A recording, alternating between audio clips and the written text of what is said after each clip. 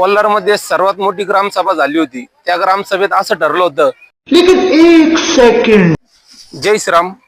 Video बनवण्याचं कारण असं की कोल्हार भगवतीपूर ज्या ठिकाणी प्रभू श्रीराम वनवासाला निघले होते, ज्या गावामध्ये प्रभू श्रीरामांनी कोल्हारेश्वर असं नाव दिलं, या कोल्हारेश्वर मध्ये कोल्हार गावामध्ये प्रभू श्रीराम जन्मोत्सव आणि श्री संत कैकाडी महाराज जन्मोत्सव हा मोठ्या प्रमाणात साजरा होत होता। पण मागील वर्षी काही नामधारी पुढाऱ्यांनी असा निर्णय घेतला की प्रभू श्रीराम जन्मोत्सव आणि श्री संत कैकाडी महाराज जन्मोत्सव हा भगवती माता देवालय ट्रस्ट साजरा करणार असा निर्णय घेण्यात आला।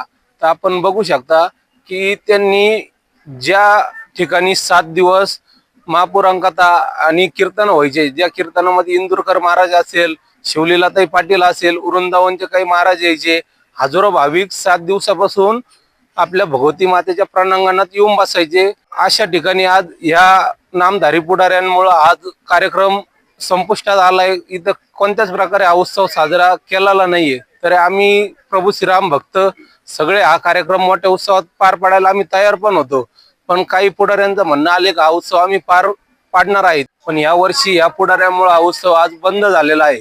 पण या पुढाऱ्यांना आम्ही सांगू इच्छितो की हा उत्सव पुढील वर्षी खूप मोठ्या प्रमाणात साजरा होणार आहे। जर हे पुढारी प्रभू श्रीराम जन्मोत्सव आणि कैकाडी महाराज जयंतीच्या उत्सवात जर हस्तक्षेप करत असेल तर त्या पुढाऱ्यांना व्हिडिओच्या माध्यमातून सांगणे की आम्हाला पण तुमच्या पुढारकीमध्ये हस्तक्षेप करावा लागेल। या व्हिडिओच्या द्वारे तुम्हाला एक विनंती आहे।